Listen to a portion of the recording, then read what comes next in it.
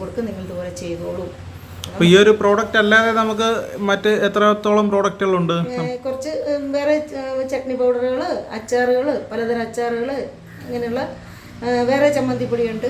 ചെമ്മീൻ ചമ്മന്തിപ്പൊടി, ഇടി ചമ്മന്തിപ്പൊടി, ദോശയ്ക്കുള്ള ചമ്മന്തിപ്പൊടി, ഉഴുന്നുപൊടി എന്ന് പറയും. അങ്ങനെയുള്ള ചക്കയുടെ സീസണിൽ ചക്കക്കുരു ചമ്മന്തിപ്പൊടിയൊക്കെ ഉണ്ടാക്കുന്നുണ്ട്. അങ്ങനെയുണ്ട്. പിന്നെ അച്ചാറുകൾ, മെയിനായിട്ട് അച്ചാറുകളാണ്. എത്രത്തോളം ഉണ്ട് നമുക്ക് അച്ചാറുകളെല്ലാം? 150 പരം അച്ചാറുകൾ. 150 അച്ചാറുകളുണ്ടല്ലേ? കൂടുതലാക്കാൻ കുറയ്ക്കണ്ട. കാരണം ഞങ്ങൾക്ക് ട്രെയിനിങ് തന്നത് അങ്ങനെയുള്ള സ്ഥലത്തു നിന്നാണ്. അത്രയും ബെറ്റർ ആയ ഒരു സ്ഥലത്തു നിന്നാണ് ഞങ്ങൾക്ക്. ഒരു സ്ഥലത്തു നിന്നല്ല, 3 സ്ഥലത്തു നിന്ന് ട്രെയിനിങ് കിട്ടിയതും അത്രയും ബെറ്റർ ആയ.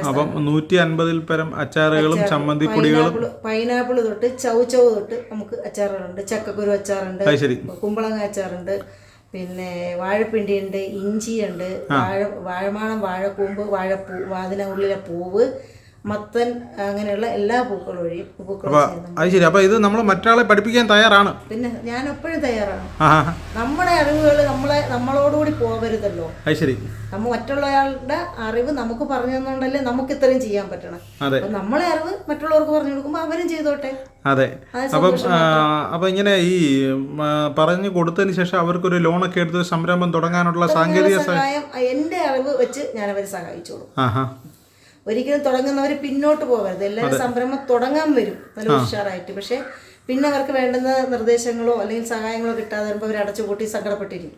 ടെക്നിക്കൽ സപ്പോർട്ട് നമുക്ക് ചെയ്തു കൊടുക്കാം. പിന്നെ ടെക്നിക്കൽ സപ്പോർട്ട് ചെയ്തു കൊടുക്കുന്ന ഗവൺമെൻറ് സ്ഥാപനങ്ങളുണ്ട്. KVK പോലെയുള്ള അല്ലെങ്കിൽ CPCRI പോലെയുള്ള സ്ഥാപനങ്ങളുണ്ട്. അവിടെ നമുക്ക് ഇവരെ പരിചയപ്പെടുത്തി കൊടുക്കാം. അവിടെ വേണ്ടുന്ന കൂടുതൽ ട്രെയിനിങ് ഉണ്ടെങ്കിൽ അവിടെ നിന്ന് കൊടുക്കും. വ്യവസായ വകുപ്പുമായിട്ടൊക്കെ കണക്ട് ചെയ്തിട്ടുള്ള ലോണുകളൊക്കെ നമുക്ക് ചെയ്യാം. പിന്നെ കാർഷിക മേഖല, കൃഷി വകുപ്പുമായിട്ട് നമുക്ക് ബന്ധപ്പെടാം. കൃഷി വകുപ്പിൽ നിന്നും നമുക്ക് നല്ല സഹായങ്ങൾ കിട്ടും. ബ്ലോക്ക് വഴി കിട്ടും. ഇതൊന്നും എല്ലാവർക്കും അറിയില്ല. ഞാൻ ഒരു കാര്യം ചോദിച്ചോട്ടെ, നമുക്ക് ഇതുപോലുള്ള പ്രോഡക്റ്റ് ഒക്കെ ചെയ്യാൻ തയ്യാറുള്ള വീട്ടമ്മമാരോ ആരെങ്കിലും ഗ്രൂപ്പുകളൊക്കെ ഉണ്ടെങ്കിൽ അവർക്ക് ഈടില്ലാതെ ലോൺ കിട്ടുമോ?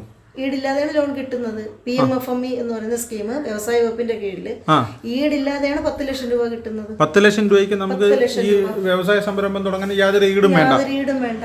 അവര് നമ്മൾ വാങ്ങുന്ന മെഷീനും നമ്മൾ വാങ്ങുന്ന പാത്രങ്ങളും സാധനങ്ങളും അതാണ് അവരുടെ ഈട്. അതാണ് ഈട്. പിന്നെ നമ്മൾ വാടക വീട്ടിലാണ് ഇത് തുടങ്ങുന്നതെങ്കിൽ, ഇപ്പൊ ഞാൻ വാടക വീട്ടിലാണ് തുടങ്ങിയത്. എന്നിൽ നിന്ന് അവർ വാങ്ങിയത് എനിക്ക് ഉണ്ടായിരുന്ന സ്വന്തമായുള്ള വസ്തുവിന്റെ കരം തീർത്ത് രസീത് മാത്രമാണ് വാങ്ങിയത്. പ്രമാണം മറ്റൊന്നും വാങ്ങിയില്ല. ഇല്ല, അത് മാത്രമാണ് അവരിൽ നിന്ന് വാങ്ങിയത്. പിന്നെ ആധാർ, പാൻ കാർഡ്, അങ്ങനെയുള്ള സാധനം, ഇവ നമ്മൾ കൊടുക്കുന്ന ഡോക്യുമെന്റ്സ്, വ്യവസായ വകുപ്പിൽ നിന്ന് തയ്യാറാക്കി തരുന്ന പ്രോജക്റ്റ് വഴിയാണ് എനിക്ക് ലോൺ കിട്ടിയത്. അപ്പോൾ നമ്മൾ ഈ പ്രോജക്റ്റ് ഒക്കെ തയ്യാറാക്കുന്നതിനും നമ്മൾ പുറത്ത് കാശ് കൊടുത്ത് പ്രോജക്റ്റ് തയ്യാറാക്കണം. അത് തന്നെ ഏറ്റവും വലിയ ചിലവാണ്. അതിന് പോകരുത്. നമ്മൾ വ്യവസായ വകുപ്പിൽ നമ്മുടെ പഞ്ചായത്തുകളിൽ ഇന്ത്യന്മാരുണ്ട്. ഇന്ത്യൻ എന്ന് പറയുന്നത് എല്ലാ തിങ്കളും ബുധനുമാണ്. ഇപ്പോൾ തിരുവനന്തപുരം ജില്ലയിൽ എല്ലാ തിങ്കളും ബുധനുമാണുള്ളത്. അവര് നമ്മൾ കോൺടാക്ട് അവരുടെ അടുത്ത് പറഞ്ഞു കഴിഞ്ഞാൽ നമ്മൾ ചെന്ന് നമ്മുടെ എന്താണോ നമുക്ക് ചെയ്യാനുള്ള ഐഡിയ പറഞ്ഞാൽ മാത്രം മതി അല്ലേ? ഇത് എല്ലാ ജില്ലകളിലും ഈ സംഭവം ഉണ്ടല്ലോ അല്ലേ? എല്ലാ ജില്ലകളിലും. ഏത് ജില്ലയിൽ നിന്ന് വിളിച്ചാലും നമുക്ക് ഇവർക്ക് ടെക്നിക്കൽ സപ്പോർട്ട് കൊടുക്കാമല്ലോ. ചെയ്ത് കൊടുക്കാൻ പറ്റും. ഇപ്പൊ കാസർഗോഡ് ആണെങ്കിൽ പോലും നമുക്ക് പോയി പറഞ്ഞു കൊടുക്കാം. അവർക്ക് വേണ്ടുന്ന സഹായം ചെയ്തു, ട്രെയിനിങ്, സാങ്കേതിക സഹായങ്ങൾ എല്ലാം നമുക്ക് ചെയ്തു കൊടുക്കാം. എന്തൊക്കെ മെഷീനുകൾ. പിന്നെ എൻ്റെ ഒരു അഭിപ്രായത്തിൽ മെഷീനുകൾ വളരെ കൂടുതൽ എടുക്കാതെ തന്നെ ജനങ്ങളെ ഉൾപ്പെടുത്തിക്കൊണ്ട് നമ്മൾ ഈ സംരംഭം തുടങ്ങുന്നതാണ് നല്ലത്. തൽപരരായിട്ടുള്ളവർ. കാരണം അതിന് അളവ് നോക്കാം. വെയിറ്റ് മെഷീൻ വേണം. പിന്നെ ഞാനിപ്പോൾ കാണിച്ചത് ഒരു വാർഡ് കാണിച്ചിട്ടുണ്ട്. ഇത് നമ്മൾ ചെയ്യാനുള്ള വാർഡ് മെഷീൻ നമ്മൾ ഈ പ്രോഡക്റ്റ് നമ്മൾ ചെയ്യുമ്പോൾ ഈ ലീക്കേജ്, ഇത് ലീക്കല്ല, ഇതിന്റെ നേരത്തെ ഓയിലായി ഇരുന്നത്. ഇങ്ങനെ ലീക്ക് വരാതിരിക്കാൻ ചെയ്യുന്ന 2 തരം പിന്നെ വാർഡുണ്ട്. ഒന്ന് പേപ്പർ വാർഡ്, ഒന്ന് ഫോയിൽ വാർഡ്. ജാമെല്ലാം വാങ്ങുമ്പോൾ കിട്ടൂലേ, കാണില്ലേ നമ്മൾ ആ വാർഡ്. അങ്ങനെ അത് ചെയ്യാനുള്ള ഒരു മെഷീൻ നമുക്ക് വേണ്ടി വരും. പിന്നെ ബാൻഡ് സീലർ എന്ന് പറയുന്നത് നമ്മൾ ഇതുപോലെ പൗച്ചുകൾ നിറച്ചിട്ട് സീൽ ചെയ്യാൻ വേണ്ടി ബാൻഡ് സീലർ ഉണ്ട്. 2 ടൈപ്പ് ഉണ്ട്. അത് നമുക്ക് ഏത് വേണമെന്ന് സെലക്ട് ചെയ്യാം.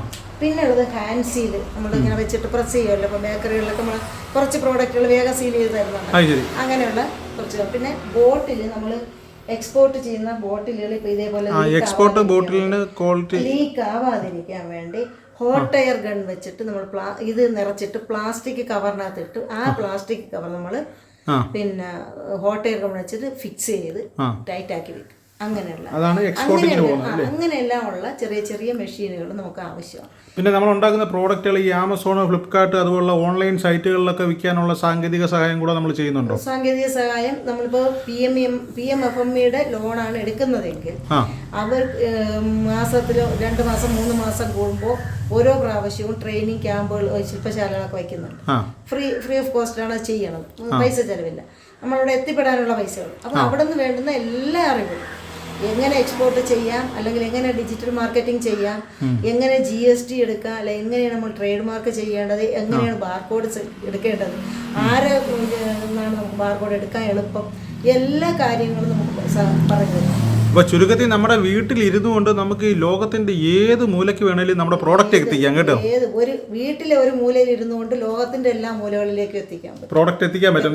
പക്ഷേ ഇതിന് നിങ്ങൾക്ക് വലിയ പൈസ ചിലവോ കാര്യങ്ങളോ ഒന്നുമില്ല, മനസ്സുണ്ടായാൽ മാത്രം മതി. ONDC എന്ന് പറയുന്ന ഒരു പ്ലാറ്റ്ഫോമാണ് എനിക്ക് വളരെ കൺവീനിയന്റ് ആയിട്ടുള്ളത്. കാരണം അതെന്ന് പറഞ്ഞാൽ ലോജിസ്റ്റിക്സ് നമ്മുടെ അടുത്ത് വന്ന് നമ്മൾ അവർ പറയുന്ന ഉൽപ്പന്നങ്ങൾ നമ്മൾ പാക്ക് ചെയ്ത് വെച്ചാൽ മതി. അവർ ലോജിസ്റ്റിക്സുകാർ വന്ന് നമ്മളിത് കളക്ട് ചെയ്ത് നമ്മുടെ വീട്ടിൽ നിന്ന് പ്രോഡക്റ്റ് അവർ എടുത്തോണ്ട് അവർ മാർക്കറ്റ് ചെയ്യും. നമ്മൾ പറയുന്ന ലൊക്കേഷനിൽ അവർ വന്ന് ചെറിയൊരു കമ്മീഷനേ ഉള്ളൂ. അത് ആമസോൺകാരും ചെയ്യും, ഇപ്പോൾ ഫ്ലിപ്കാർട്ടുകാരെല്ലാം ചെയ്യുന്നുണ്ട്, KSRTC, പോസ്റ്റ് ഓഫീസും ഒക്കെ ചെയ്യുന്നുണ്ട്. പോസ്റ്റ് ഓഫീസിൽ നമ്മൾ കൊണ്ടു കൊടുക്കണം. KSRTC ഒരുപാട് വമ്പൻ സാധ്യതകൾ നമ്മുടെ വീട്ടിൽ ഇരുന്നുകൊണ്ട് തന്നെ ഉണ്ടല്ലേ.